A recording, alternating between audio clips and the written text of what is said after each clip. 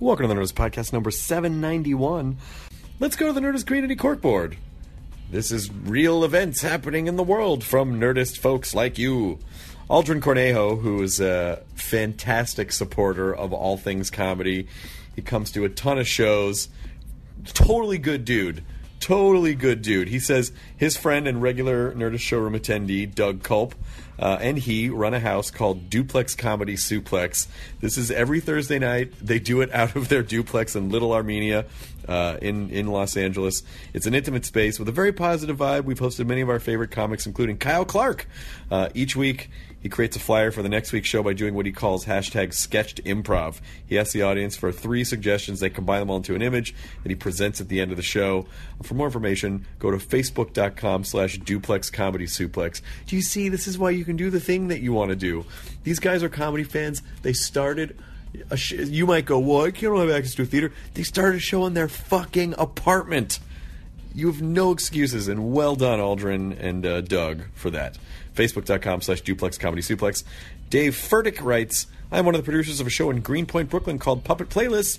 The show takes brilliant puppeteers and talented musicians and slams it together into an evening of live theater to stir the senses. The theme for their 20th show is going to be Billy Joel. So you have a choice. You can go see the actual Billy Joel at Madison Square Garden, or you come to Brooklyn and see some ridiculously talented puppeteers and musicians create all new interpretations of Billy Joel's music as part of Puppet Playlist number 20. This features original works of puppetry inspired by some of the songs of Billy Joel, mixed with live musical interpretations by some of New York's awesome singer-songwriters. Performances are March 17th and 18th. Tickets are only $15, can be purchased at puppetplaylist.com or at the door. This episode is Mr. J.J. Abrams and Dan Trachtenberg. Dan, you might know from Totally Rad Show. He also directed an amazing short about 5 years ago called Portal No Escape, and he's directed 10 Cloverfield Lane. Now, I saw 10 Cloverfield Lane the other night. I had no idea what to expect, and it is fucking fantastic. I know you would expect me to say that because they're on the show. I know I'm very positive about everything, but I'm telling you, this movie is great. The performances in it are fantastic. I mean, John Goodman is... everyone's phenomenal. Mary Elizabeth Winstead. It's such a good movie. You don't have to have seen the original Cloverfield, which is also really good, but I got motion sick watching. This is not a shaky cam found footage movie. It's a separate... it's its own thing. I don't want to... if I explain it too much, I'll give it away, but you just need to see it. It is great, and I am positive this is going to launch Dan's career as a very influential director, because the movie's fantastic. And we got to stay with JJ too. We went to Bad Robot and got to hang out, look at all their props and do this. And yeah, it's every night I go to bed and I go, how is my life this way? This is how do I get to do these amazing things? So I think you will enjoy this episode. And then JJ gives away some... he just kind of offhandedly says something near the end of the podcast that Dan and I are like, what?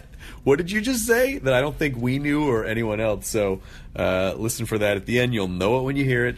And 10 Cloverfield Lane is in theaters as of now, March 11th. So don't waste any time. Go see 10 Cloverfield Lane. I promise you will not regret it. All right, here's Nerdist Podcast number 791 with J.J. Abrams and Dan Trachtenberg.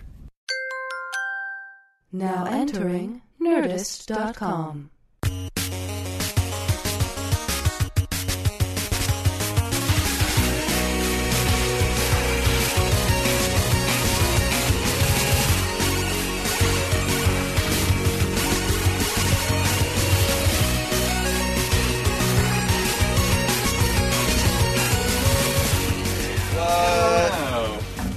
Hello. Nice to see you. Hey man, how's it going? Wow, nice to meet you. Yeah. Hi. Hello. We're trying to play all the keyboards. Is it already recording, I bet, right? I just started. Okay. Now it is. Because usually we hear the door close, the guests are already talking. Makes it all feel very authentic. Yeah. Well, we're just having a conversation. That's all it is. Maybe I'll just go grab my jacket. It's all right. Keep it. Sure. Keep it like this. I'll go grab my jacket. I'll get back. How's your work? How's everybody? Good. Are you Katie? No, that's Katie. Oh, you're Katie? Nice to meet you. Yeah. I'm a big fan, Chris. What? Yeah. You shut your goddamn mouth. I loved. We'll get into all this, but you know, we have so many Rev 3 friends in common. Yeah. No, we've actually met in passing a couple times through Alex at Comic-Con once, and then possibly through Ed Ryan and Eric Vance as well. Oh, really? Mm-hmm. Ryan Vance. Wow, I haven't heard that name in a long time. Yeah, Ryan was at G4, and then he went over to work at Rev 3. Right. And weirdly just had an office at G4 for years that just had his name on it that was like, he doesn't work here anymore. Oh, that's funny. But yeah, Ryan, it was a good group. We were talking about we could probably talk about Rev 3 a little bit, right? Yeah, totally. Hold on. Just saying that the interesting thing about Rev 3 was that, number one, very much ahead of the curve. Yes. Years ahead of the curve. Way too ahead. Too ahead. Yeah. to their fault, probably. A little too ahead. But Right. also, the idea of Rev 3 being essentially an entertainment channel, but Silicon Valley minded versus entertainment minded, which in one sense is interesting because it's like, oh, they're shaking it up. But the other side is like, oh, I don't think they understand some of the compromises that kind of need to because they have their startup mentality. So Totally, we don't have to totally. fucking do what you say. It's so crazy because when we first were thinking about doing the Totally Rad Show, when we were like putting together what the pitch for it was, there was also a company called Juice or something that was internet video before anyone else, and we were like, we might be able to do video for this show because podcasts didn't have video components, and thank God we didn't. Because that could have been the thing that took off as much as Revision 3 did. But then we held What up. codec should we use? Yeah. And what format should we post to? Totally. So there are some pages that can just autoplay a QuickTime file, and I think that would be really amazing if we could figure that out. What's crazy, too, is thinking back before YouTube, there was, like, remember iFilm? Yeah, of course and you have to I remember watch something iFilm. on Real Player. Yes. And there was a short film called 405. Do you remember that? It was No. the first of that team that did that got like a 3-picture deal off of this short film. That was they erased all the cars in the 405 and they had a plane landing, and it was all about a plane landing on the 405. That sounds familiar, but I don't know if I would find it impossible if you hadn't actually seen it. It was Who bought iFilm? Someone bought iFilm. Was it someone bought, because iFilm was really the repository for all of that for the longest time. Right. And even though YouTube's only 11 years old, it feels like, what did we do before? I mean, like, seeing how long the Rooster Teeth guys have been doing. It's like, what did you do before? Right. Like, well, we had to post little videos, tiny little thumbnail-sized videos that took forever. That looked horrible. I still remember, too, like, my cousin got Encarta Cyclopedia on CD-ROM and then played videos, and you could watch a clip of videos that were so pixelated, and but I loved that. Oh, I remember watching the Encarta CD-ROM videos, and my what was it? I think at that time it was a Macintosh Performa computer, which I had to buy from Mac Mall because there was no Apple Store. And crazy. There was PC Mall, and then Mac Mall was the Mac alternative. Well, wait, but not Babbage's and electronics. You couldn't get. I knew Babbage's, yes, but Babbage's. But Mac Mall, PC Mall had. I feel like PC Mall had a store that I could go to that had a small Mac section. Yes. It was right around the time that. Thank you. Oh, welcome. It was right around the time of the old Mac ads with Jeff Goldblum. I don't remember that. You don't Jeff remember Goldblum's Mac ads? Yeah. Not only did Jeff Goldblum do these Mac ads, and then someone a few years ago slowed them down by about 30%, and it made him sound super drunk just because of the way he was talking. I do not remember that. My first computer was a Mac SC, though. Really? Yeah, black and white. I was so jealous of my friends' color PCs. God damn it. My first computer was a TRS-80, a Tandy / Radio Shack TRS-80. Wow. Which was a terminal computer, so it was it was a terminal, so the keyboard was built into the and it didn't really do much. Right. Not until the advancements of the TRS-80 Color Computer 2 that you could run through your television, your RCA. Oh wow. So that was that's when technology really. I'm sure took you off. remember. I'm sure you must have had this too. But growing up. Oh my God, J.J. Abrams, where did you come from? What? But remember, in class learning computers, there was that thing called Turtle that you had to type in code and you gave it directions and it would go. Oh my forward. God. That was how we learned. That was learning computers in kindergarten. I think we had that in my school. Yeah, You in didn't have- kindergarten, we did not have. Oh, yeah, maybe. When I was in kindergarten, Yeah, turtling was you poop your pants a little bit. So it was a Oh, I had that too, actually. That's multi-generational. By the way, we have not been ignoring JJ the whole time. He just came in and sat down. we were talking about early video. We were talking about Revision 3, where he used to work, and just about being ahead of the curve in video and how it seems only in a decade how anything ever got posted before that.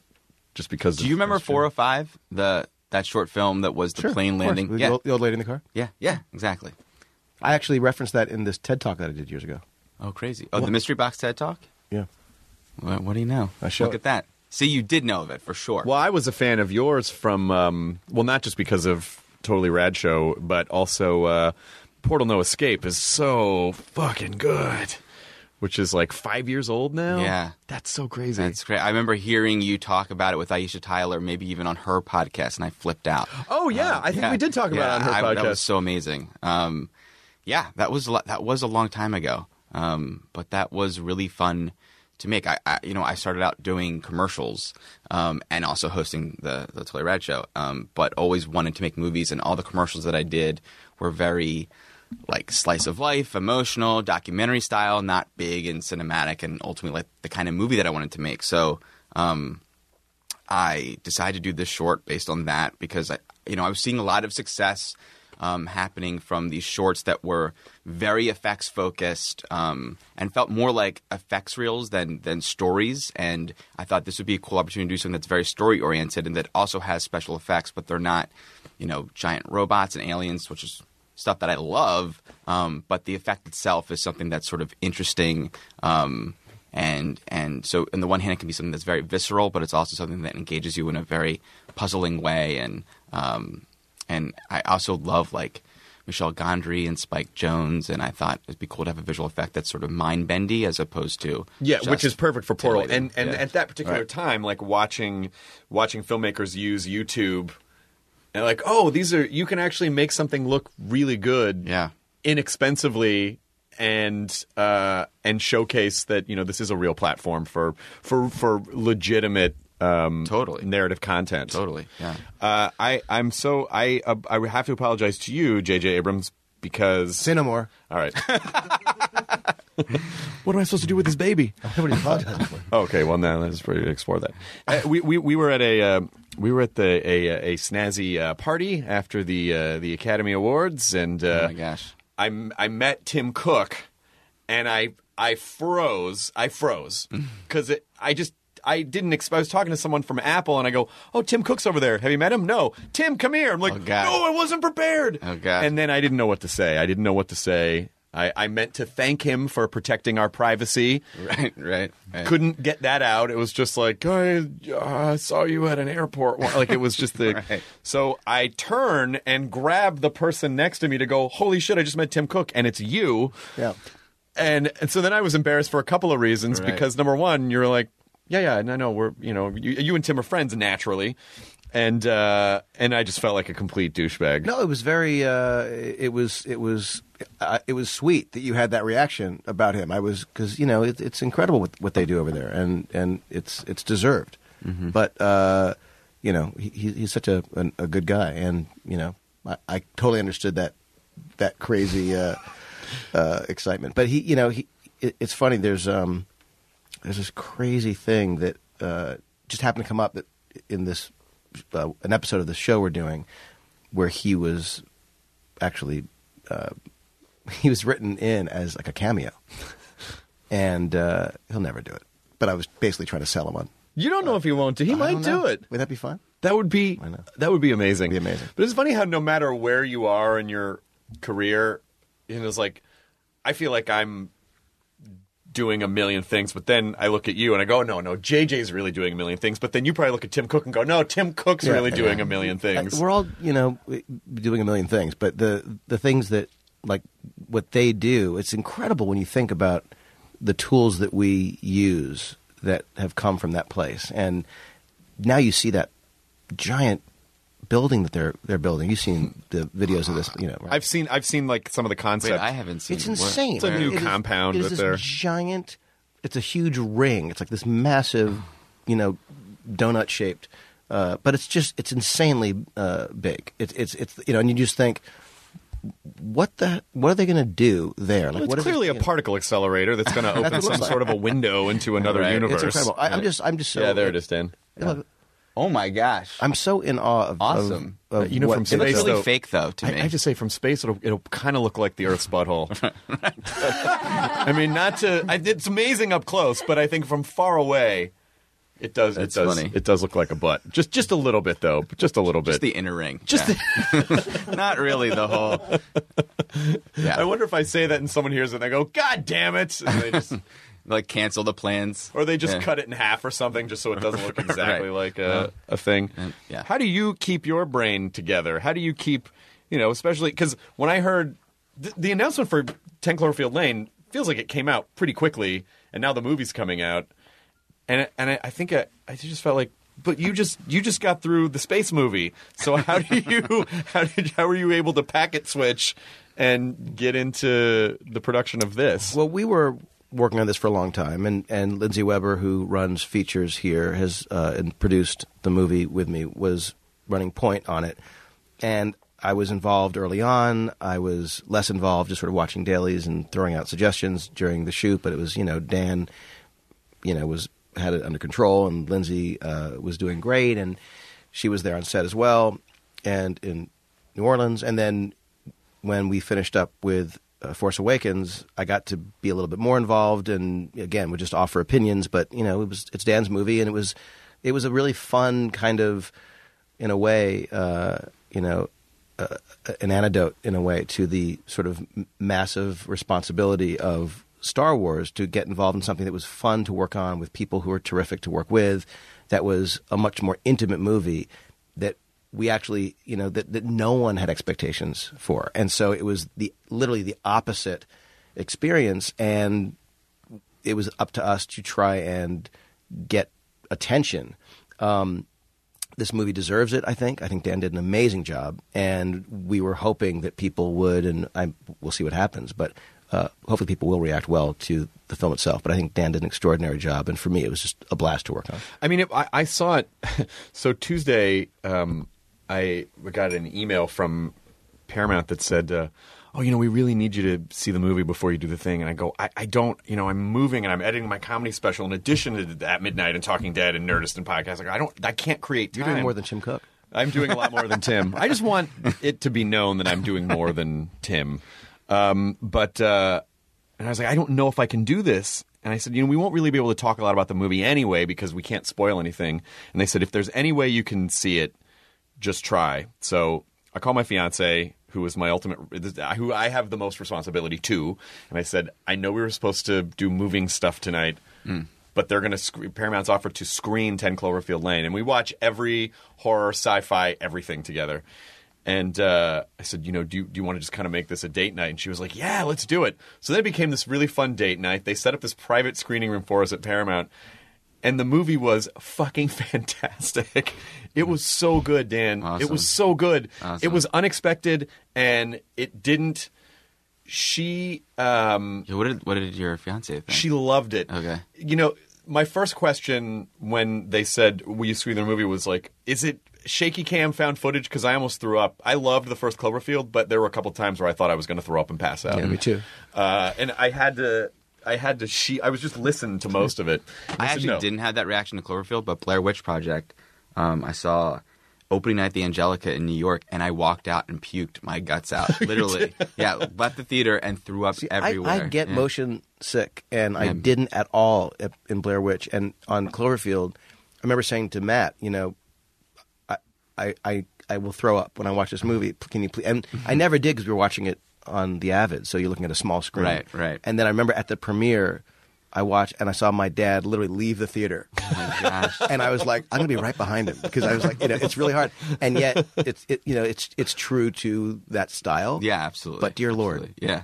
It's sometimes it gets you, sometimes it doesn't. I remember playing Wolfenstein as a kid, and if you're not controlling it, I think like sometimes you're in sync with the filmmaking and the camera is doing, because even watching a Paul Greengrass movie or something, you can get I'll that still way. get sick playing Halo now. Yeah, no, 100%. It's but you have crazy. to. It's like if you ever like jerk the control in a way that you didn't intend, that's what I think creates that feeling. But if you're in sync with where the camera's going and what's happening, then I feel like it doesn't do that weird inner ear brain. I don't know. thing. Blair Witch, I saw the way that the best way to have seen It was, Blair like, Witch given was to that you on tape. Someone gave me Yeah. an unmarked VHS tape, and Amazing. they're like, and this was at that time in '97, I think it was. This was before '98. This was before the whole like, oh, it's found footage, Right. you know. So there were titterings of like, is this real? What is the, you know? Yeah. And it was like around the same time people were passing around videotapes of Spirit of Christmas, you know, before South the Park. South Park thing. Yeah, so totally. It was IRL viral of actually having to create and hand out tapes, and it didn't make me sick because of that reason. But yeah, I actually haven't even been on the new Star Tours because the old Star Tours at Disneyland made me so ill that I was afraid to go on the new one. I've been sick on Star Tours, but the new Star Tours is awesome. You have to. In fact, I haven't been on it since. Is there Force Awakens stuff? There is, in fact, we filmed it here. Oh my gosh. John Boyega in gosh. the new Star Tours ride was filmed right here. But does it randomly show up like all the other things, or do you definitely have that? And No, then I you think get a random. I think it has that kind of randomization thing where every ride's different because there are Right. a number of different Yeah, options. yeah. It's awesome, dude.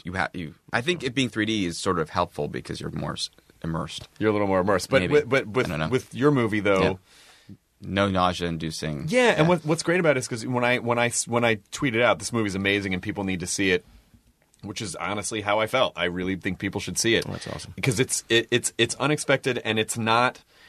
You don't have to have seen the first one. I think it's nice if you've seen the first one, but it also sets up this kind of Cloverfield this universe that's sort of loosely, almost Black Mirror style. Did you see Black Mirror at all? So First season, I never saw everything's a part of this. It feels like everything's a part of this universe without necessarily being a direct. This leads to this kind of No, a it's thing. like you can watch any Twilight Zone in any order. Exactly. Oh well, of course. You have the Twilight Zone plates upstairs here, right? You still have The plates? Don't you have the credit plates? Oh, we only have at the very end for Serling's production company. It's sort of the seal of approval, like the kind of the Good Housekeeping seal of approval type thing at the end. But it's the original, It's right? the original. Yeah. Was So from the just credits. that. You just have that. You just have that piece of television history upstairs on the Greatest wall. thing I just found. I was going through some old files and stuff, and just trying to get rid of things that I don't need. And I found this letter that I had forgotten about. There's a letter from Rod Serling to a fan, and it was this letter that said basically, someone had written and asked some questions, and it was Serling saying, I don't have a lot of time, so I'm going to just give you some quick answers. And it was an 8-page typed single-spaced response to so many questions about how he writes, what his process is, how he comes up with ideas, why he did a certain thing in a movie. It was talking about Planet of the Apes. It was after that. It was the most generous letter from someone who claimed not to, had a lot of time to respond, but it was just, it really spoke to this, Reddit how would have amazing killed he Rod was. Serling. He never would have done anything it was else. Not, yeah, Twitter would not have worked for him. But it was an incredible thing to see, just to make this Rod Serling discovery. So. What were some of the things that he said in terms of his? I can show you the letter. It's really, it's very cool. Can I just have it? Or Sure. Is that, Yeah, okay, sure. Great. Thanks. We'll do that. What? I threw it away. I didn't need it. I got it. I can't let anyone else see this. Right. Yeah, I mean, that was definitely a different time. And Rod Serling seemed like kind of an intense guy. He seemed like a little bit of an intense guy. Yeah, and I've gotten to know Carol, his widow, who is one of the greatest and sweetest people of all time, and it's just an amazing thing. I was talking to her once about his process, which was he would dictate his scripts. So I asked her, does she have any tapes? And she said, oh, yes. And so she gave me this piece of audio that is him doing a script. This was post Twilight Zone. But to hear him write.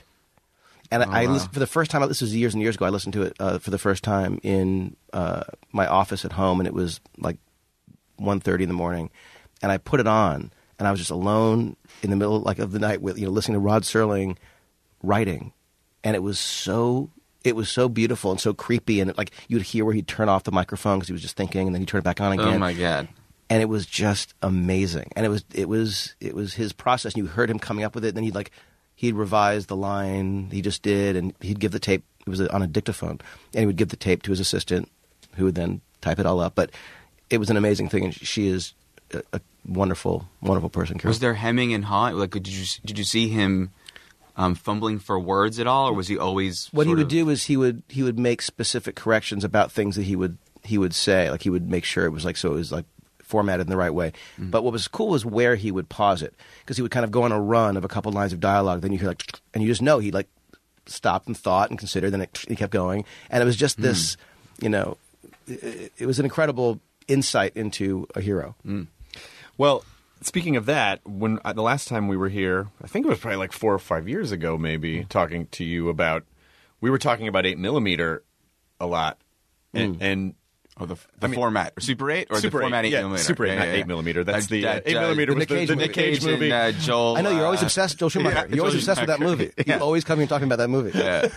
Yes, it was a very creepy movie. It's totally creepy. There was a scene at the end of it, sort of a ripoff of what did it come right after? I guess 7, sort of, right? People thought it came was. after. Yeah, it was in that kind of snuff film. Yes, right. Category. But there was. I remember. Oh boy, Joel Schumacher, I think, is a really. I mean, not recently, but he's awesome. He made so many different cool movies. Oh, Flatliners. Yeah, Flatliners is cool. Flatliners is cool. Flatliners is great. But Lost Boys, amazing. Yeah. But then something like, and then Tigerland. I remember loving Tigerland when it came out, which is totally different. And like always really cool, different genres. Yeah, love that from that era. Yeah, I remember watching Lost Boys and somehow really wanting to play the saxophone. That's the thing. Somehow being okay with sure, all the cool kids would go down and listen to a shirtless muscle man play the saxophone. Why wouldn't they do that? Right. It's the 80s. But there's a scene at the end of 8mm where Nick Cage is he's been through it, he's had it, he can't take it anymore. And he just starts crying. He starts doing this and the theater I was in erupted with laughter. I'm like, I don't think this was the intended. Yeah. Can you see Almost Fire? Joel Schumacher did. Right, exactly. Amazing. I think it may have been one of his first movies. Come on. Yeah. And by the way, who wrote Car Wash? Joel Schumacher. Really? Uh-huh. Interesting. Who wrote Taking Care of Business? Mic drop. Oh. J.J. Abrams? Oh, that's right. Yeah. And we're back. But also, who wrote the line "Time to chill"? Who wrote that line? Oh, it's probably Joel Schumacher. Oh, okay. Akiva Goldsman. I don't. Right. Yeah, no. Yeah. But I love Get the Gems, Kill the Heroes. I'm just quoting from the movie. Amazing. But when we were here, we were talking about Super 8, and you were. Really, it was kind of a period of major transition for you, it felt like. And you said, and we went in there and Spielberg came in and he helped me fix this one thing. So, but you're kind of that now. Like, you're that guy to Dan. Yeah, to me, 100%. A million %. Yeah. I know you might not think that. That's ridiculous. No, it's not. You fucking just directed a Star Wars movie. Yeah.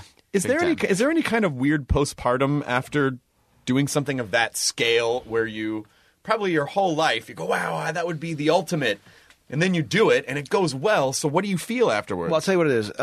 It's a funny thing, and you just brought up Taking Care of Business. I remember my whole life, since I was 8 or 9, wanting to be a filmmaker. And it was just this thing that I just knew, if I was lucky enough to get the shot, would be how I'd want to live my life. Whether I could or not, I didn't know. But it was the thing I wanted forever. And there's that thing that happened for me, and I'm sure we all have our versions of this, that you kind of think, okay, that's somehow the finish line. That's the place you want to get to. And when you get there, you will have become that person, that thing. You will reach a certain level of insight or evolution or whatever, that you will feel like I have become that person. And I remember when I was in my last year of college, and I ran into a friend, Joe Mazursky, and we came up with an idea, and we ended up writing it and then selling this pitch to Disney. And it was Taking Care of Business. And I remember signing these documents and getting paid, and I was suddenly a professional screenwriter. And I remember the feeling of not feeling different and how weird that was. And then I remember when the movie actually got made, I thought, okay, I'll see my name on. And that was what it was, seeing my name on, and at the time, Jeffrey Abrams was, which is my given name, my full name. I thought, well, I'll go with that. That sounds much more grown up. And I saw Jeffrey Abrams on the screen. I thought, and I remember feeling no different and thinking, that's weird. And and I remember, since then talking about to aspiring filmmakers how that happens. There isn't that moment where you reach that place and you're always the same person. The job that you do, the work that you do is the same work that you do, whether you're getting paid or not. It's better to get paid than not. Whether it's produced or not, it's the same process. And it's interesting that you bring this up because I feel like I have now gone through this kind of gauntlet, and I was lucky enough to get the opportunity. I was lucky enough to be part of that movie and work with all those people, and we were all lucky enough to have it go as well as it did. I sit here the way I would have sat here, 10 years ago, the way I would probably sit here 10 years from now. It's like there is not that moment where you go, oh, it feels different. It's like I don't know about you, but I whether it's a thing I've written or a thing that I've directed or whatever it is, I know I've done it, and I can talk about the process, but it's somehow impossible that it's happened because when you get to the other side of it, you're the same exact person. Our experiences shape us a little bit, of course, but I just honestly I feel gratitude. And that I'm sitting here at all, and that I got to be part of something that was as much fun as Force Awakens. Well, also enjoying the process too. That you have to, you have to really, and I think that's what people don't understand when they think of when they it's that finish line mentality. If you think of finish line mentality, you're usually going to be disappointed because then you're not going to, like you said, you're not going to feel any different. Then that's going to mess with your head because you're going to go, why don't I feel any different? Yeah. What's wrong with me? Now I'm depressed. I got the thing. Well, so you really do have to how do you feel having gone through the exact same thing? And I think about this all the time, and I know you said it on this show a bunch too. Is that line from Parenthood. The movie Parenthood. Like, there's no spike the ball. You never cross the finish line. You never spike the ball. Yeah, and I feel like, and you have all the spike the ball moments. I'm Jason Robards. And you've had like one of the most, you would think, spike the ball kinds of moments in a variety of ways, getting that job and then nailing that job. But even then, we're hearing him say that it isn't that way. And I think that it's two things. It's like, one, it's the career thing of, okay, cool, I did this, but now, like even getting this job was, first of all, pitching with the producers initially, and then getting a chance to pitch to JJ. So it was like, as excited as I was to get that opportunity, it's like, now I have to do that. Now I have to make that happen. And then him digging it, and then having to pitch the studio, and then having them dig it, and then the movie still needed to get greenlit, So there's always the next thing. And then even making the movie, as amazing as that is, now it has to be fucking good. Yeah. I can't make a bad movie. I can't be the one guy who made a bad movie with JJ, like I'm the variable there. You know what I mean? Like, he's made all these amazing movies. So if this one sucks, it's like, well, whose fault is that? And then yours. And exactly. No. I was well aware. Trust me, the whole time. I thought you were asking. Sorry.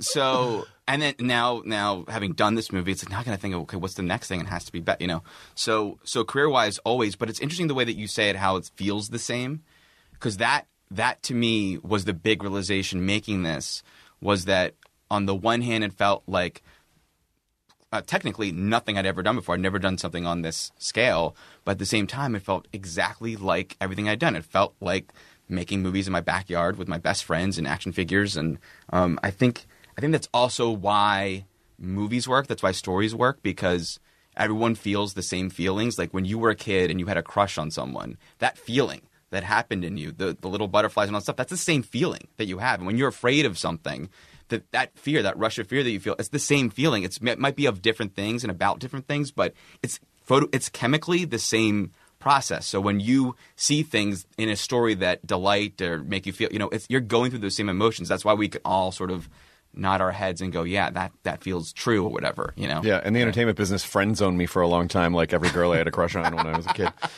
But that feeling of accomplishment, you should register it a little bit, because I think you'll do probably 10 movies. You'll do 10 of something over the course of several years. You'll still feel the same, but then I think there's that Karate Kid moment where it's like, show me, and you're like, oh my God, how do I know all this stuff and I didn't realize it's in my head. Totally, and I think that's where JJ is too. It's like, it's funny you say the Karate Kid thing, which is one of my favorite movies of all time, but it's also like, when you played Super Mario Brothers, and the first time you played, you're like inching towards every jump and being very careful and calculated. But then, after you've died a million times because there's no saves in that game, the first levels you've like mastered, and then and you hold B to run through it. Yeah. And it's no longer about like just making the jump. It's like you're trying to put little muscle memory. Yeah, exactly. It's all muscle memory. Yeah. But because I hope you know, and I mean, or that you have at least some concept of, even if this movie doesn't make $1 billion, Right. I think it's going to do really great. Yeah. But even if it, I think this is going to open so many. I mean, everyone, Mary Elizabeth Winstead is amazing in this movie, Yeah. and John Goodman, like everyone is amazing in the movie. And without giving too much away, it's not really one genre of movie. It really kind of, I don't want to give it away again, but there's a lot of different things, but it's still a simple story, which is kind of an incredible thing. Yeah, totally. I think that was what was exciting to us, is that you're really that it combines genres, and that I think there's parts of this movie that are very familiar and very similar to other movies. There's very much like Misery or Dead Calm in many ways, but then there's another way in which this movie functions that is kind of incomparable, which made it challenging. It was very hard to find comparison to other movies in broad. But that is super exciting. I think besides getting the chance to make a movie period and make a movie for Bad Robot, the idea of making something that would not be quiet. I don't think there's a version that you walk out of this movie and shrug and go to dinner and just not talk about it. I think no matter what your feelings are, you will be talking about the movie when you walk out, which is a really awesome thing, especially in a time when TV is so awesome and you really want a reason to go to the theater. This is a great communal experience to have, not just for all the hopefully screams that occur amidst you, but to really have an experience like, did we just watch that together? Did that just happen? Is a really cool thing. Well, it's a story that you're always chasing as an audience member, because every time you go, because once you're in a movie, when you're watching a movie and you get to that point where you go, oh, I get it. It can be kind of over at that point, because then people kind of go on autopilot. Right. And if that happens early in a movie, then that's obviously everybody. But it's one of those movies where you go, oh, I think I get it. Oh, no. Okay, I don't, and so it stays just, there's this kind of like story carrot that's just out of your reach that you are constantly chasing in the movie. And it really is fantastic. I'm curious, what does someone have to pitch to you? What is a pitch to J.J. Abrams that makes you go, yeah, I think this is something that what has to happen in a pitch for you to get behind it? Obviously, like any of us, it's like there's no one thing. It's sort of like saying, what's the joke that makes you laugh? It's like the funny one, Well, like farts. I forgot who I was talking to. Sorry. Right. Yeah. Please. But this was a pitch I had heard before I read the script that was submitted, and the idea was so compelling. What happens if you are in an accident and need saving, but what happens if the person that saved you might be crazy? And what happens if you're told it's incredibly dangerous outside, but then you realize it's terrifying inside? And it was just such a Twilight Zone, to go back to that, example, premise, that it immediately got me excited, because I just felt like I want to see that movie. And then we started developing the story a little bit and playing with the genre stuff a little bit, and just sort of pushing limits and doing things that made it clearly, overtly a kind of, fever dream, insane thing that kind of defied easy description. And once Dan came on and came in and was so clear with a kind of tone and modulation and vision for it, a kind of grounded, it's as much a drama as anything, but that allows it to be really funny and really twisted and really terrifying and really unexpected. It just felt like, though I had never met Dan, it felt like, oh my God, that's exactly what this movie needs. And I knew I was going to be going off to do a Star Wars movie. Lindsay Weber, the other producer, knew Dan beforehand and was such a champion for him, and I trust Lindsay implicitly. And I just felt like, given my experience with Dan, given Lindsay, even though I was not going to be around for the shoot, it felt like such an obvious, like any collaboration, leap of faith, but a risk to take. And the risk was a low risk. It wasn't a huge budget movie, and it was a very, obviously accomplished storyteller and someone who, while he hadn't done a feature before, was a wonderful communicator of the movie he wanted to make. And I think you did literally the exact thing you said you wanted to do. Of course, making discoveries along the way, and as you always do. But it was a great collaboration. I loved it. Well, when you go off to make a Star Wars movie, do you basically say to everyone, unless the building is on fire, do not bother me because I need to focus on this? We have... there were some things that went sideways while I was away. There were some TV projects we had that did not go in any way the way we wanted it to. There were some things that I wish had happened differently. And, part of it is who you're collaborating with and making sure that you're making the best possible choices. Part of it is my being delinquent. When I was working on the Star Wars movie, I should have known how unavailable I was going to be. And even if I had been available, who's to say I would have helped anything? It might have, it might have gone so much better than it had if I'd been involved. So you never quite know. And I mean it. Everything's a leap of faith. You never know. When you sit down to do every, interview, you can't know if it's going to be as boring as this one with me right now. You can't know. You never would have shown up. I'm sorry. What'd you say? I'm sorry. I just had to drift it off for a second. Nudge Chris. But I do think that there are, that there are things that I had to overlook when I was in London working on that movie. But I was doing post here for over a year in this building. So I got to at least, get to be witness to or pulled into things that for one reason or another might need my attention. But even when he was shooting, I was very impressed that I would think all I'd want to do is think about that movie. I would not want anything entering my focus. But he would watch all of our dailies, and the idea of him being on the Millennium Falcon, looking at shots that we were concocting, was overwhelming. But they were really laughing. That's so crazy. I know, it's insane. The actual, not like a pretend one that he made, the real one, the actual one. But they were really fun dailies to watch, honestly. And it wasn't like it was a headache that I had to. It was a little bit like when we were not shooting, when we were waiting for things, as anyone who's been on a set knows, there are long pauses where you're waiting for the thing to be set up. You mean Harrison Ford? No, hardly. He was the last person we were waiting for. By the way, Harrison, it should be known, would arrive on set before they would ever call for him. And he would be there ready to go. He is so consummate professional, the definition of consummate professional. So the very truth is that he was the last person we were waiting for. There were other people, Boyega. But listen, but it was always fun watching these dailies.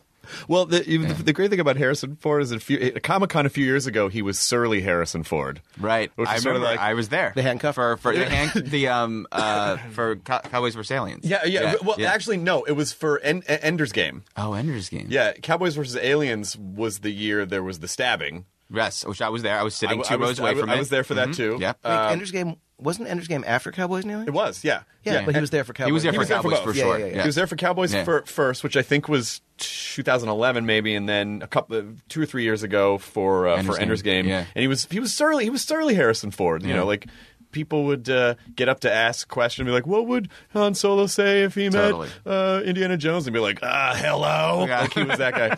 So it was like he was pretend grouchy, but maybe a little grouchy too. Right. But at the panel we did this past year, he was seemed genuinely moved by everything. He seemed so into it and thankful and gracious, and he was really, really lovely. You could not be more right, honestly. I don't know what changed, or if he was just in a good... I don't know what it was, but it really... I imagine this is actually a part of the equation, is starting to work on Star Wars again, but with someone who, was making it awesome and not Well, look, I've known Harrison since 1990, and when we did Regarding Henry, and getting to work with him in this way, which, was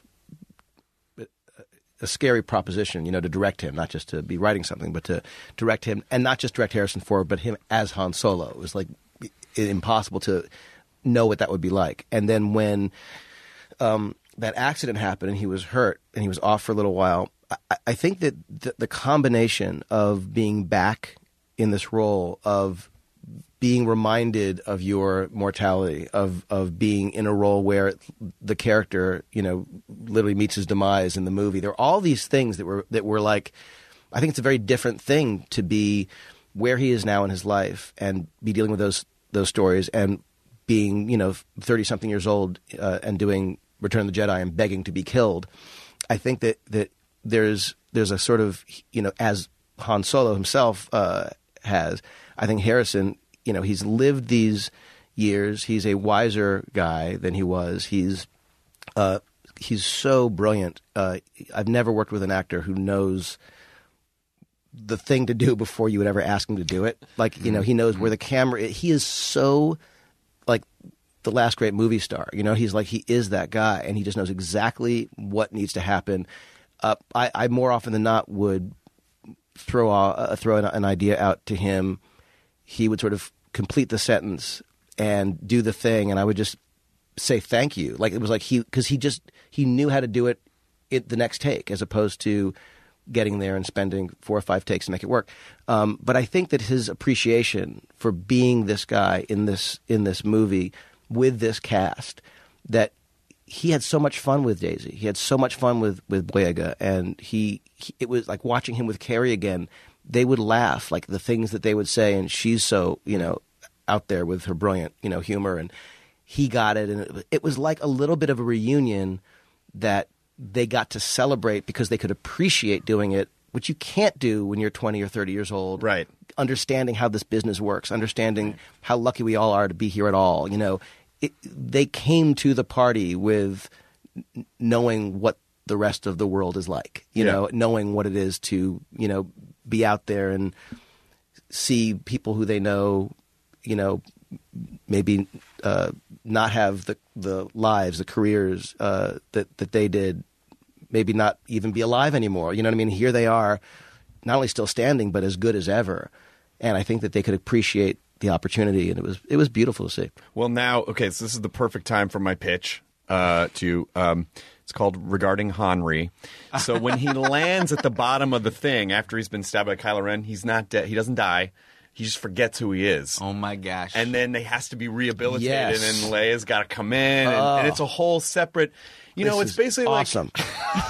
Instead of Ajax, it's R2 or something. Yeah, that he's repeating. Over. So it's a different type of a story in this universe, because I feel like the Star Wars universe is expansive enough. What's it called? Regarding Henry. Yeah, no. In fact, I just wanted to see if you had the guts to say it again.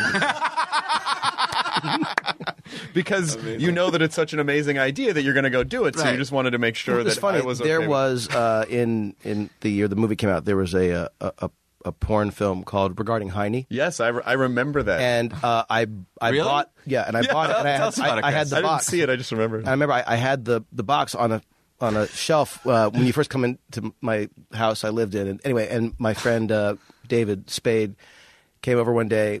He was like, "Oh, what's this?" And he opened the box and he took the tape, and he never gave it back. You really want it back at this point? I don't know where the Not box really is blowing either. up his spot but right now. He took that tape. So Well, there were a handful of when they started really parodying mainstream films, was like Edward Jurassic Penis Pork, Hands, Jurassic Pork, Regarding Heine, Saving Ryan's Privates, all that stuff. There's a really classic. Totally. Yeah, and so I mean, listen, I just think the Star Wars universe could handle a family Just say it one drama. more Wow, he didn't even. Say it one more You time. really went back Say it one in. more time. You're really persistent. Regarding Henry. Regarding Henry. I think it's awesome. I actually always wanted. I can't believe I'm taking this road with it, but the Darth Maul's demise. I always felt Mallrats? like he was gonna come back with like a robotic. well, that was the whole thing. Then and it happened they did. in Rebels or They did, the yeah. cartoon, yeah. They did. But I wanted that to be. I thought no brain, because it was, as we all know, nobody, no death in genre rules. So I felt like no way he's not. Right. coming back. It's just one of those. It is one of those universes that literally is its own separate industry, because even if you did like a Spinal Tap tour documentary with Figure and Dan and the modal nodes, I would watch it. Like there's so much there's everything's so granular, and every character, everything is something that you could branch off and entirely be its own thing. Agreed. And when we did the panel last year, we had this rehearsal the night before. And I think the thing that was the most impressive to me, because I was already excited about seeing it, I was already super jazzed. Your little your Instagram videos of, because I remember when Force Awakens, when the name first came out, people were like, "Force Awakens, what's this about?" And there was a little bit of what? And then you posted that first Instagram video, and people were like, "Oh, wait, Yeah. oh, wait a minute," And then watching the excitement build up through Comic-Con last year.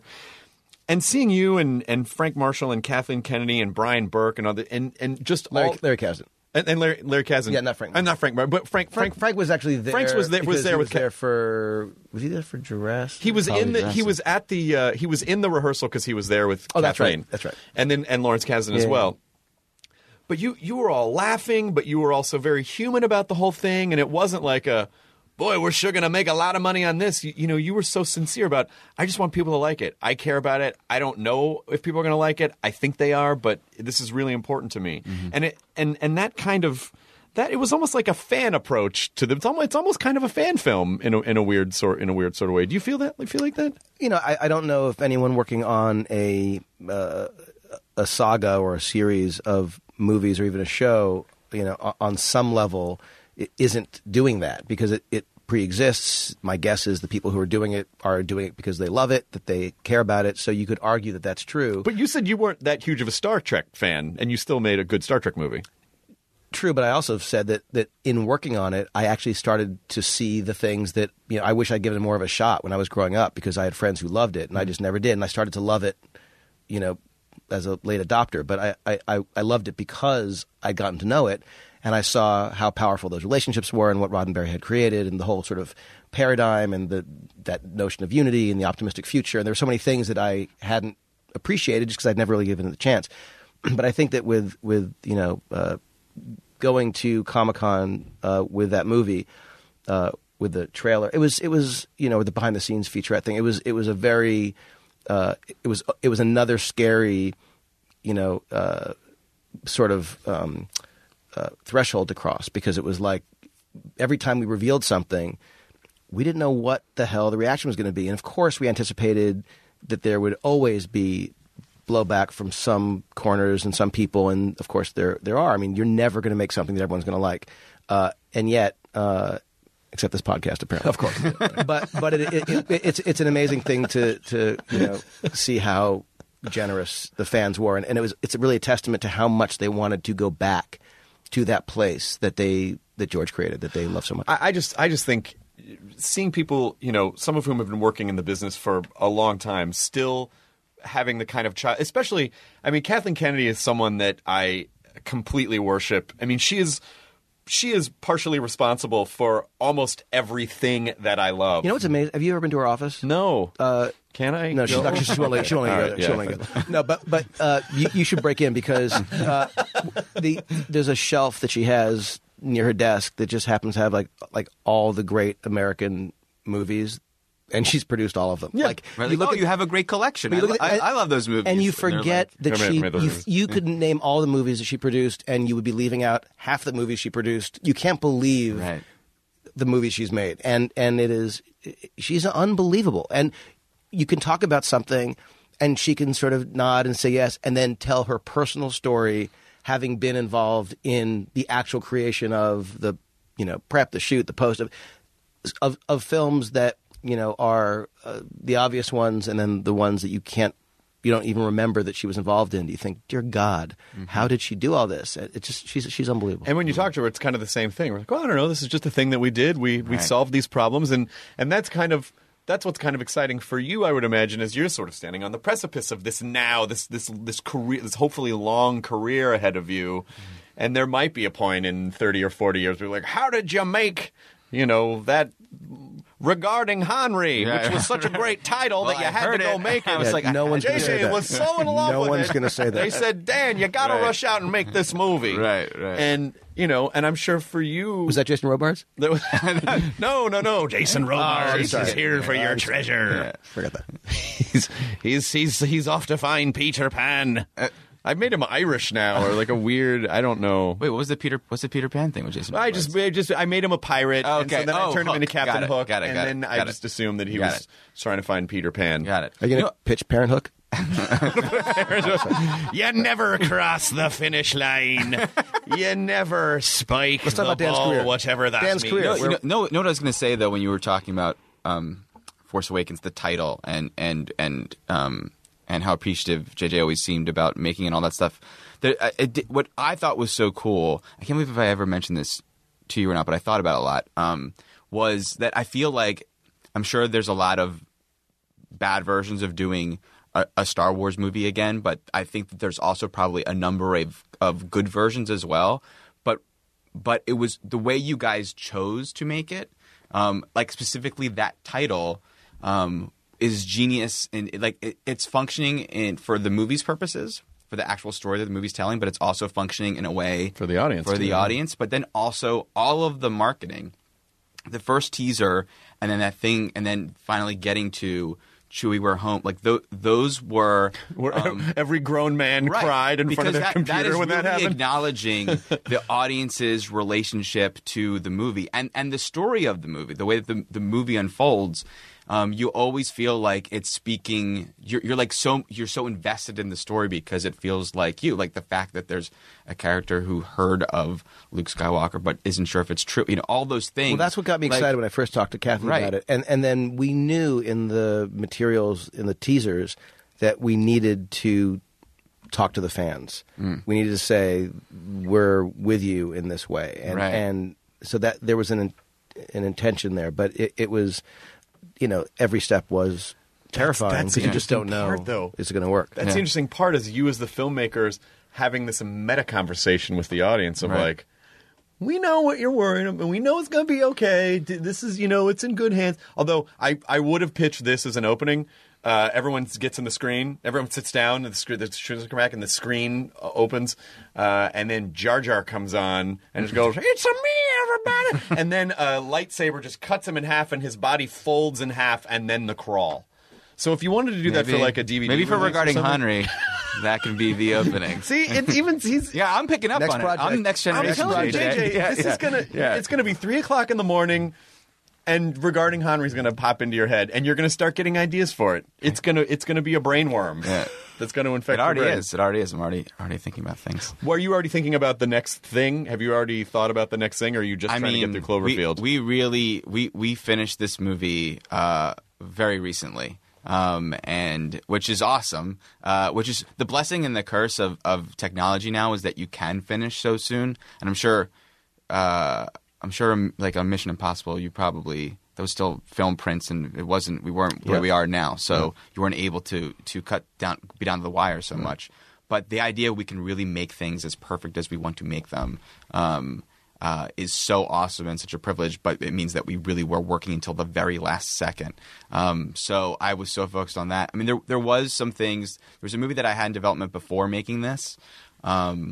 Called Crime of the Century. It's like a big science fiction heist movie that is super cool and really original and something that I would love to do. But that we'd still be developing on. So there's no big next thing. You said something that I want to ask both of you about, which is, you can make things perfect but do you feel like the pursuit of this kind of amorphous idea of perfection? No, it's not. In fact, after we've seen it, after the premiere, I was like, there's still some things that he's like, it's 98% awesome. It's 98%, like you can't, it's really hard. And I do, I mean, I get the temptation to always want to go back and make the movie as good as it possibly can. I understand that in a new way now, for sure. Can you do you have a definitive moment where you go, aha, it's done? Or do you always feel like, if I just had more time, if I just had more this, if I just had more that? You always want more time, and at the same time, because it's a collaboration, and I try to surround myself not by yes people, but by tire kickers, people who go, I don't know, let's look at it again. And so sometimes I will be feeling like, I think this is what this sequence needs to be, or what, even the whole movie. And I'll have someone, in the case of Force Awakens, it was either like Michelle Rejwan, who's one of the producers, or Brian Burke, one of the producers, who, the editors too, who would sort of, nudge me and say, this isn't as funny as it could be, I don't think, or this doesn't really land, or I'm not feeling that. So it's sort of, you go into it as many times as you can, and you sort of look at it, and of course you lose your perspective, and you sort of bring in some people you trust who can tell you, from the outside. But, the thing that I'm always so envious of is that, that kid who's drawing a picture in class, and, the little kid, and then they're like, I'm done. And you're like, oh. How do you, You're okay with that? Now, part of it might be that they just want to go out and play. Part of it might be that they're easily distracted. But I do think that there is a moment where you can work on things, overthink things, and go too far, and begin to shave off. One of the things I admire enormously about what Dan did in 10 Cloverfield Lane is he really let things hold. And you could argue in this age of insanely quick cuts, that this movie, if you were to almost to look on the editing, timeline, the Avid timeline, my guess is that this movie has infinitely fewer cuts than most movies that are coming out now, because the movie is just so confidently told, is so still in its storytelling, and allows things to sink in and seep in and go deeper. And it's the thing that I think allows it to get under your skin and makes it a unique experience, in addition to, of course, the performances and the camera work and everything. But there's something about the pace of it, and I love that you didn't work on it so concerned with trying to keep it moving at all times. It was not about the speed. It was about the tension. It was about the terror. It was about the reality of the moment, and it required that you hold on moments so that the main character can really start to piece it together, and the audience is with her, I think, at every step. I think Mary Elizabeth Winstead is truly remarkable in this movie. I think she did an amazing job. Agreed. And I think it was because Dan allowed it to breathe, allowed it to sort of happen. And I think you can make mistakes in any direction, but I really loved how you allowed the movie to sort of find its rhythm and not get so close to it that you were just almost getting bored with it and wanting to kind of, get it going. Because the movie could have probably been 5 minutes shorter and arguably just the same, story. But the fact that it lets it just sit and lets things, simmer, I just think is what makes it as powerful as it is. What's your favorite part of the process? Actually, it was the prep phase, because there's so much promise. Then, like, the movie can be. We haven't shot it yet.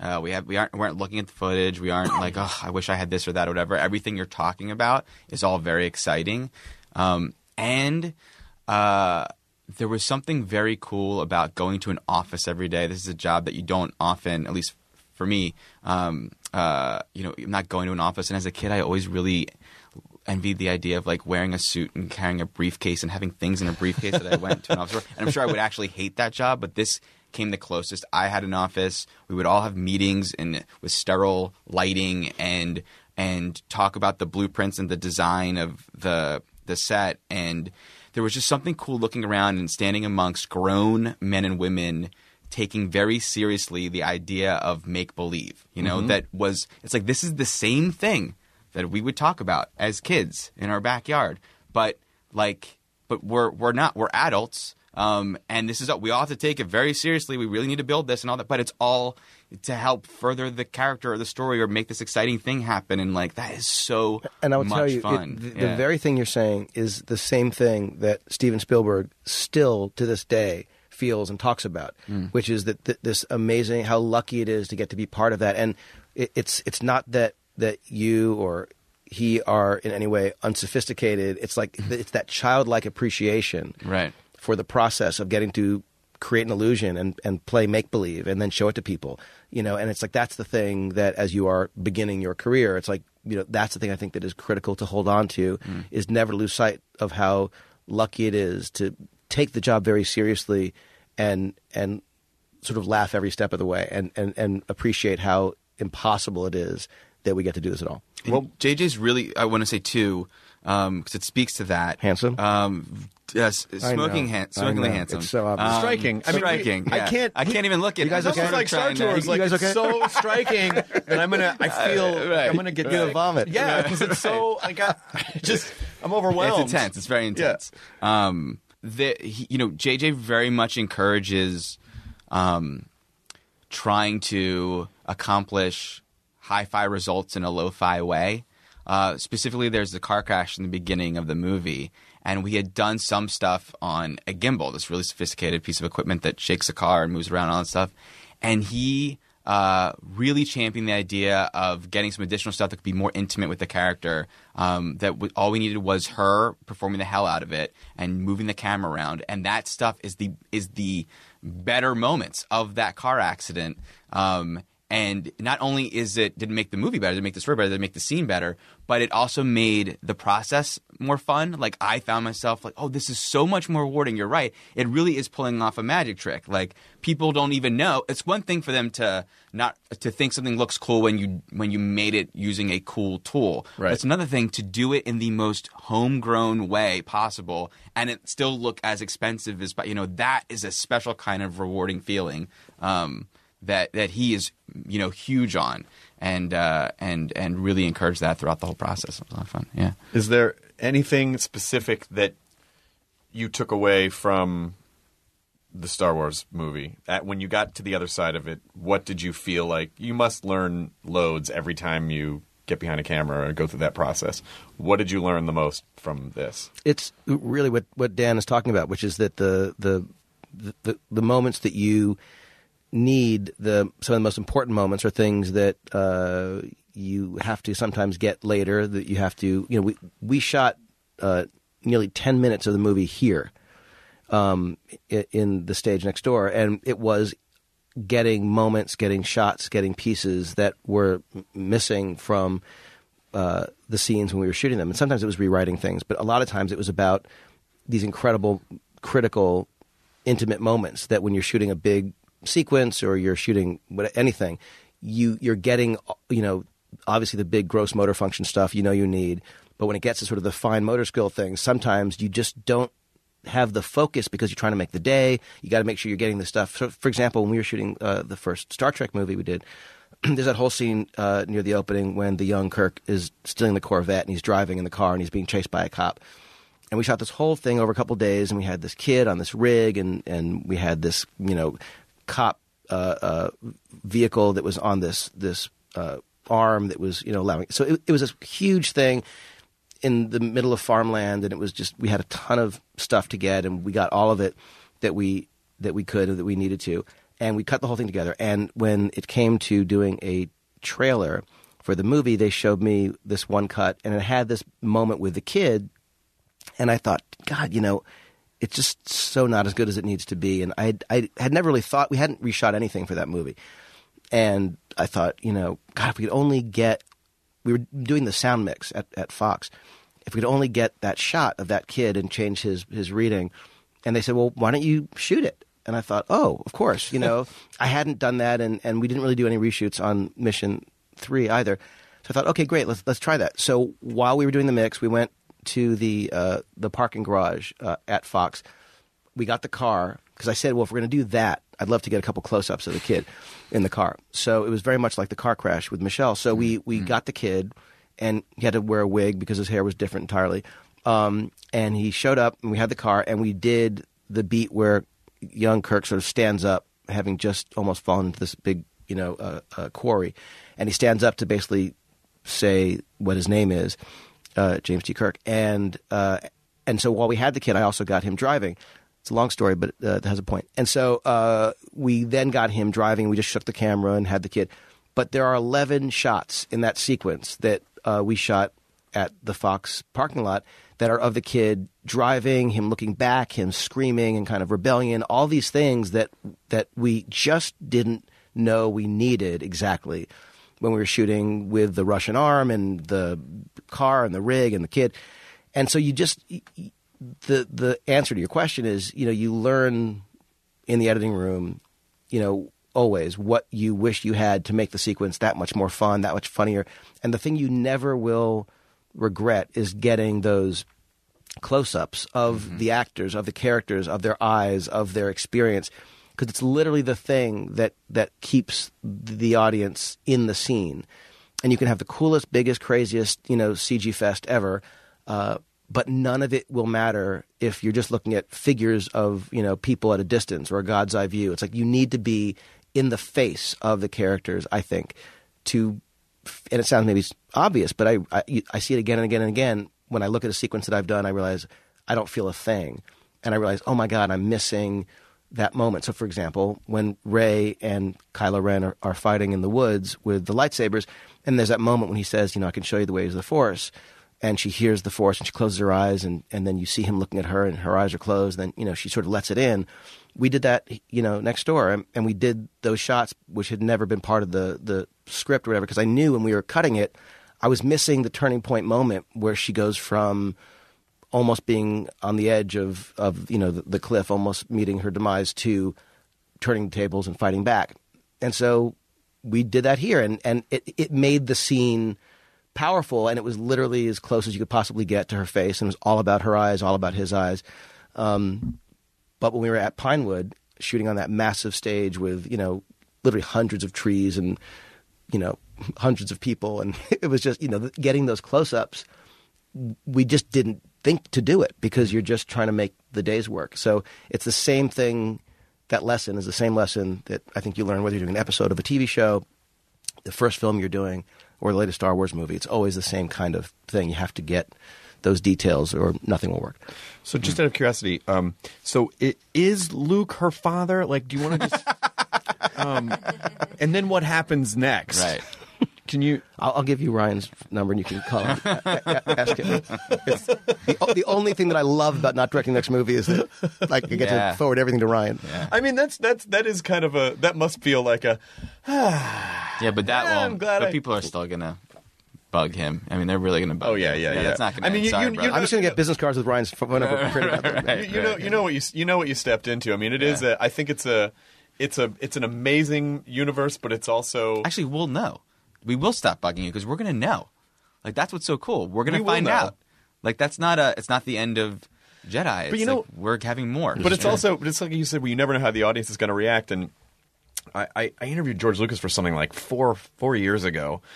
And off camera, he was very personable and conversational. But then when we started the official thing, he just totally buttoned up. And he wouldn't really give an opinion on anything. And I realized, oh yeah, because every time he opens his mouth, half the people are like, "You're a genius," and half the people are like, "You suck," and it's just like he just doesn't want to, the thing is bigger than he is.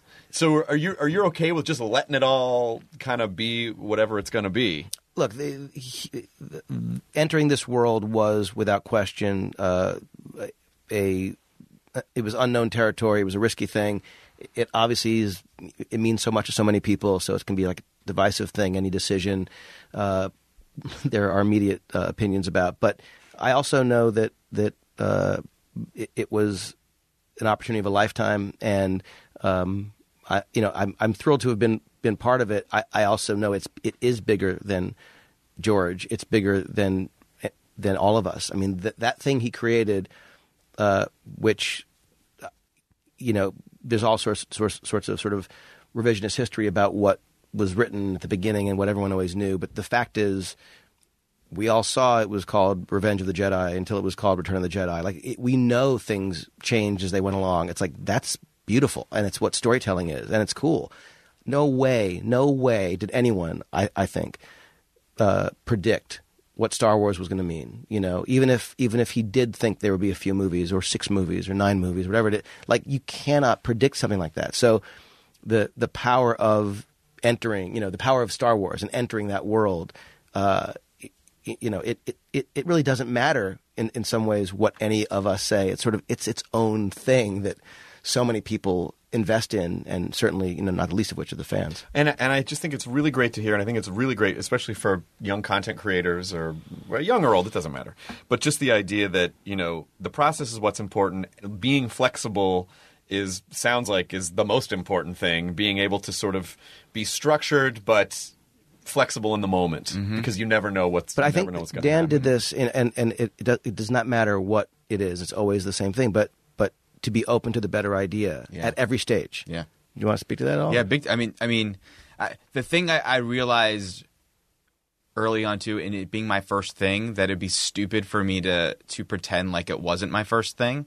And I really loved that we found awesome collaborators in every position, and I never wanted to tell anyone this is – I mean, there are some things certainly when you're visioning something, some things that you like see very clearly and like, I really want it to be that way. I think that'd be so great. And how do we navigate things to get it to be that way? But there are also so many things where I know what I want it to feel like. I know this much about it, but I really want to listen to what you have to say, my production designer or my cinematographer or whatever. Because if you're just telling everyone what to do, then the thing will only be as good as what you can come up with. But if you listen to other people, like, it has a chance of being much better than what your one mind can think of. So that the whole time and trying to be egoless about things, because ultimately like every genius thing that JJ said, but then he would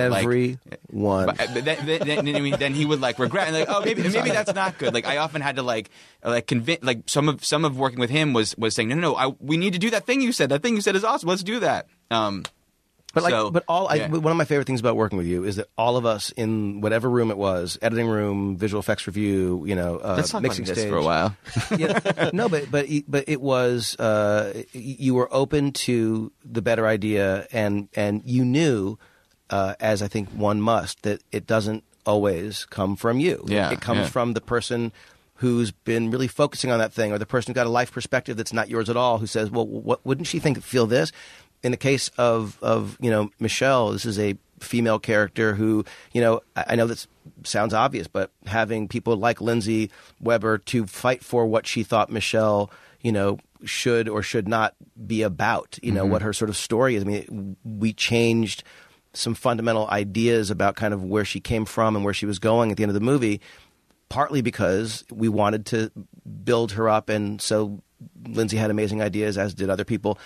But I just loved how the process was about, being comfortable and safe to throw out ideas, good or bad, and let them, we used to have this thing working on Alias back in the day, where we would always say, let it suck for a second, which is like, it's okay. Totally. It's okay to talk about it in the worst way and to say, here's a pitch. And if someone were to say, well, come on, that's no good. It's like, hold on a second, let's talk about it for a second. Because that's a great bit of advice. If the version that sucks, advice. actually has a chance, it actually might develop into something that proves itself to be really powerful. And you were always open to that. That is the one thing that I have a very, I don't want to say short leash. It's not like I ever get that angry, but things that I have a hard time with are when people like laugh at ideas or get dismissive about things or judge things, because everything sounds really silly when you're first saying, or not everything, but things can sound really silly. And sometimes those things, even things that someone would say, I mean, I don't want to be specific, but there's a cool moment that someone threw out in one of our reviews, and it was a really silly idea when they first said it, and then I was like, wait, that actually would be awesome. We should definitely do that, and so it's you really do need to let things suck for a second and just always explore everything's worth exploring. You mean it was that moment where John Goodman turns into a Godzilla creature? Yeah, I mean, I thought that I didn't mean to give really that away. Yeah, I didn't mean to give that away. Well, I think when you're faced with those moments, I think the most important thing you can do is go, okay, well, how could we make it work? So I feel like I focus a lot on this podcast about like ask good questions. So if all these things, if they seem ridiculous, how could they work? Because then if you still can't come up with an answer, then maybe it wouldn't work. But maybe someone has something that collaboratively will create something better. That's interesting. Than anything. Yeah. I think asking good questions is the most important. I'm not saying I do it all the time. No. Yeah, that's what I would like. Yeah. That's what I would like to do. Yeah. So I guess we're about wrapping up. This is it. Sad. I'm sad it's over. Should we come back every Star Wars? Come back every Star Wars. There's a lot of them too. So yeah. Is your brain in any one moment just in 9 different directions? How do you focus? No. I mean, there are times when there are a few fires that are being put out at one time, but typically.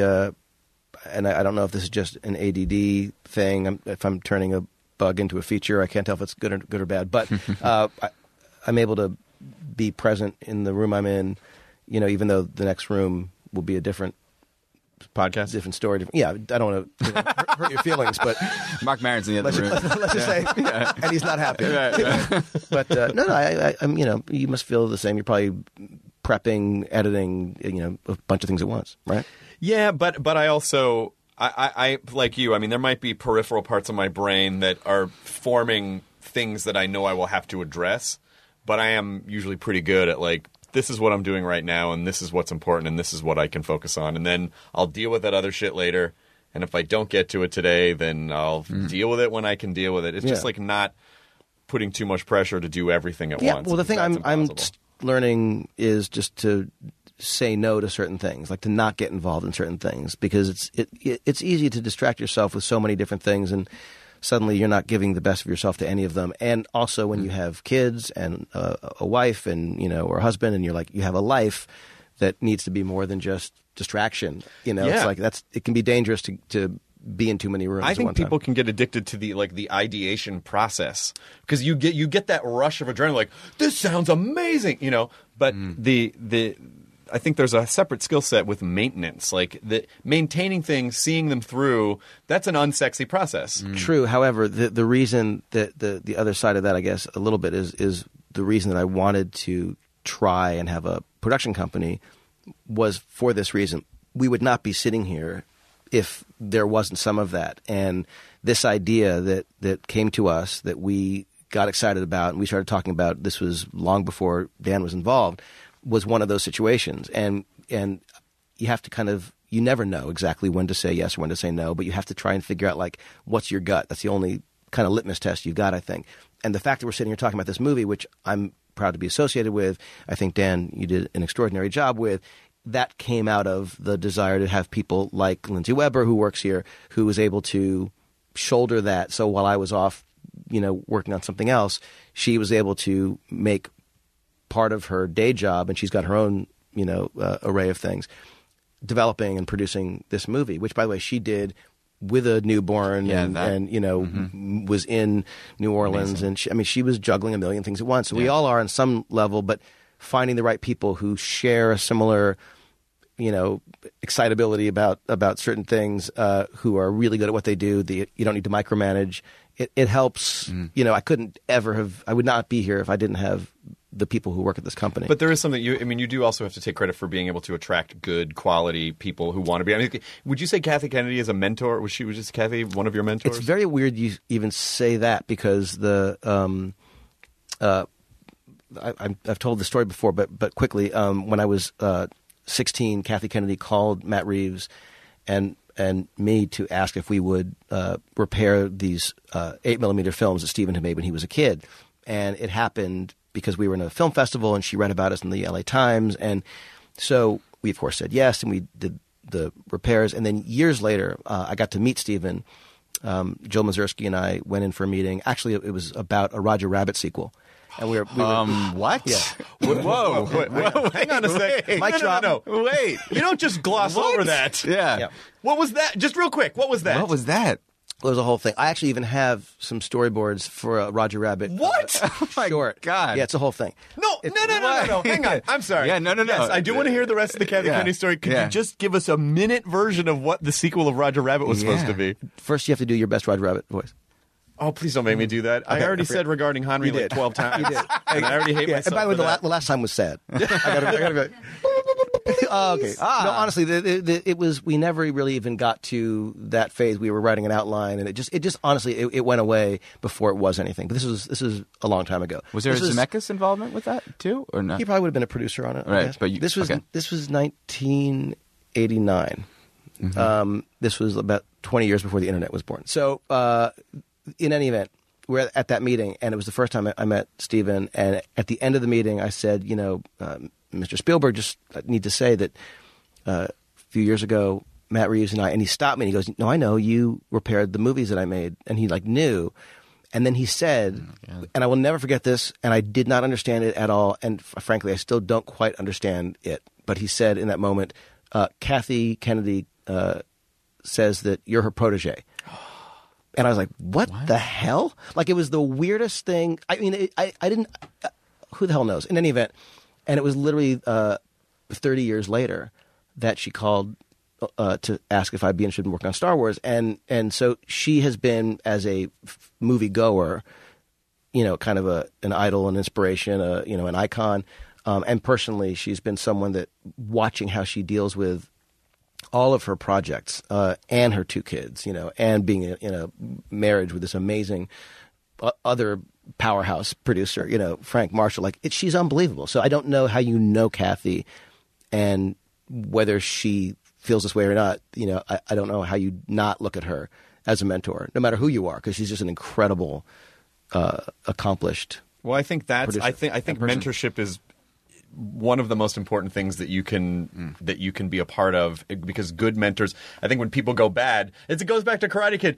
Bad teachers say, That's student right. do. That's it's like bad. No such thing as bad student, only bad teacher. Right. And so you were able to have this amazing group of mentors, Kathleen Kennedy and Spielberg and all these people, and then you get to, there's almost this kind of hereditary thing where you get to pass that down to people like Dan, and then hopefully someday you will then be able to. So in a weird kind of way, your kind of spiritual, emotional DNA really does get passed down through all these amazing people to people like Dan. Yeah, totally. Wait, I want to ask a question about Roger Rabbit? multitasking thing and Okay. Roger Okay, Rabbit. But I'm so curious if you, when we're talking about all the different things that are going on and focusing, which you are so good at, which I've witnessed, but do you, because I struggle with this, do you allow yourself, if you have multiple things that you need to be figuring out, whether it's the movie that you're currently working on or another idea that you have for something or a TV, whatever, do you sort of allow, when something pops up, do you allow yourself to start thinking about that? Or do you say, no, this is what I need to focus on right now? I'm in the shower, when you're driving, whatever. Do you assign time to be thinking about that, or you just let it happen and hopefully the ideas will come when they need to come? I don't know how to be prescriptive like that and to say this is how I'm going to split up my time and the ideas will come at 9:45 to Right. I mean, I know you don't mean that. Or do you literally, but it's like I often find myself in a meeting on something, and then there will be something that will trigger, and it'll have nothing to do with that, and I'll jot it down, or I'll forget it. But it'll be one of those things that. I like having multiple things going on, right? But I also know that feeling when there are either too many things, or I've said yes to certain things that they can't quite withstand the test of time, and you get to a place where you go, and by the way, this is obviously a long process. Any movie is years in the making, and so there are seeds and things that we're talking about now that maybe in a couple years will actually see the light of day. You never quite know, but I do think that. There's a kind of a good number of things to kind of have going on, and sometimes that good number is 0, because I know that when I finish Star Wars, not knowing what I was going to do next, and I still don't know what I'm going to do, I can't tell you how exciting that is and how good that feels. It's really the first time since I did Felicity that I haven't known on some level, because I knew I was going Felicity to Alias, and Alias to Lost, and Mission, and then Star Trek, and then Super 8, and Star Trek Into Darkness, and then Star Wars. It's like I've gone from thing to thing to thing, and in the interim done other TV shows and stuff. So I'm thrilled now to get to help out however I can. But the truth is that whatever advice I gave or opinions, and you were open to so many of them. And I'm so grateful. But you had, and I'm just for the record, this is so Dan Trachtenberg's movie. This is so. His vision, his debut, his heart and soul is in this totally weird fucking movie that it ends up being, I think, one of the sort of funniest, oddest, scariest, most bizarre, genre-bending things I've ever seen, and I could not be prouder to have it be a Bad Robot production, and it's a total thrill, and so it was really fun for me to get to offer my opinions, and I was always touched when you would, consider them and take them. But we also had a great in-house team of the sound mix is amazing in this movie. Sounds awesome. The people who did the sound design on it, Robbie and Lindsay and Will and Craig. Mixer, Craig, amazing work. And Bear McCreary does, I think, one of Bear McCreary, one of the great scores. Walking Dead music too. But the music he did for this movie is crazy good. Ben Rosenblatt overseeing all the visual effects that we did in-house, all the visual effects and all the mixes were done at Bad Robot. So I think it was very much like doing a student or independent film. That was the vibe, even though it was a major studio release. And a first for a lot of people. A lot of those people, it's the first. So Robbie got to really throw down the gauntlet on the sound. I got to really throw down the gauntlet on directing it, and Lindsay got to really throw down the gauntlet on producing it. It's going to be one of those movies that in like 15 years, like, oh, they worked on that, and that person worked on. Oh my god! You know what that is? You know what that is for me? That I've always wanted to tell you, and I was so excited to meet Matt one day and tell him. But The Pallbearer is one of my favorite movies of all time. And I think whenever people say underrated movies, movies never really underrated. It's just a movie that they like and everyone liked, but we just don't talk about it enough. But The Pallbearer, for whatever reason, I think it was its proximity to Friends or something. If that came out today, it would blow people away. It's hilarious and awesome and a really unique movie. But the cool thing about it, it's also it's like Young Sherlock Holmes. Young Sherlock Holmes is written by Chris Columbus, produced by Steven Spielberg, directed by Barry Levinson, and there's probably someone else in that. I don't know. Matthew Robbins? Maybe Matthew Robbins, probably. But The Pallbearer, produced by JJ, written by Jason Katims, did Parenthood and Friday Night Lights, amazing, and directed by Matt Reeves. And it's like this origin of these three awesome filmmakers who all went off to do different things. That's very sweet. Well, I wish you all the best in the world with it. As I said, I mean, I know because you're on the podcast, I'm sure people are going to go, the movie's really great, but it is really fucking great. And there were genuine moments in the theater where we jumped. And it was just the two of us. Like, even just, I can't imagine what it would be like seeing that with a giant group of people to see a movie like that, to feel the tension in the theater and everything that happens. But you did such a wonderful job. And I'm so excited for you, and I'm so excited to see where this goes. And and I'm always so delighted by how nice you are to me. It's, I don't know. It's me? Just, yes, you. Oh, stop. No, you please. Stop it, goddammit. No, please. You have to. You should just do your podcast out of Bad Robot. I totally would. I'm excited to. I love the idea that you would be going into another room to talk to Marin, who'd be like, "So Kylo Ren, he's the hero of the movie." Like, he thinks Kylo's the good guy. Yeah, I really identify with that guy. But anything we could ever do for you, anything, any please, tiny vice thing. Versa. Thank you. So thank you so much, JJ. Great to see you, and Dan, thank you. Yeah, and again, last chance. If you want to tell us what the Roger Rabbit sequel pitch was like, no kidding. I mean, this is or maybe that's, by the way, that's maybe the next thing. No, but wait. Now you don't know your next thing. Full Roger circle. Rabbit sequel. That'll never happen again. All those companies would never cross IP streams like that again, ever. Wreck-It Ralph, I feel like that was in the video game industry, which is a little more nascent than that type of IP, and I think video games, they're all like, oh, we should share all of our characters because but getting all of those studios to Disney and Warner Brothers and and then that's crazy. Yeah, crazy. It really is nuts. That is true. So just two lines from the pitch. I don't remember. Okay. I swear to God, it was so long ago. I don't remember. But it never really got past the early stages of What If. But just to talk to Steven about it at all was ridiculously exciting. Well, maybe that's a thing. Anyway, people like Dan and I will talk about that. Wonder about it. What do you think it was? But I do have the storyboard still of the short film that they wanted to do before the movie. I have them. And by the way, can I have those? And I got to find them. I don't usually hold on to stuff. Wait, so you were pitching the short? No. What happened was we were talking about the movie, but they had an idea for the short, and I remember going to the animators, and I'd never seen an animation pitch before, and they took you through it and performed. And there were these three giant boards, and they would with a stick. They'd point to one of the storyboards that were tacked up onto the giant board, and they would perform every frame. And for someone who knows animation, you think, well, yes, that's what they do. But having never seen it before, it was unbelievably entertaining watching these two guys perform this short film, doing the voices, and it was really fun. Was it a Roger Rabbit short? Yes. Like the okay. I mean, the thing that always kind of bummed me out about that movie is like you finish, they go, yay, they won, but then you go, well, they didn't because the freeway got built. Right. Like, in real life. In real life. I live in LA. And I live in LA. Totally. There is no Toontown. Red car's gone. Now they're What's so cool about it? It was about a real thing. Like it was Chinatown. like Chinatown. Yeah, exactly. But I was much more curious about, now having seen it later on in life, I'm so much more curious about that story, that conflict, than I was about the water thing in Chinatown. Well, when Christopher Lloyd was on the bastard. when Christopher Lloyd was on the podcast, I guess water is if you get a chance, when Christopher Lloyd was on the podcast, I remember listening to that. You remember listening to it, yeah. And he goes, it was one of my favorite quotes of the entire run of the podcast. He goes, "Judge Doom, fuck.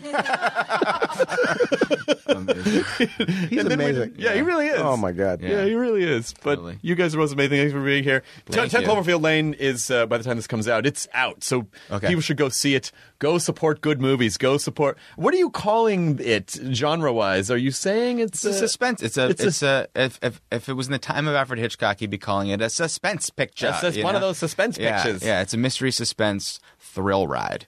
And John Goodman, amazing. Mary Elizabeth Winstead, amazing. And John Gallagher Jr. John Gallagher Jr., also fantastic. Yes, and, totally.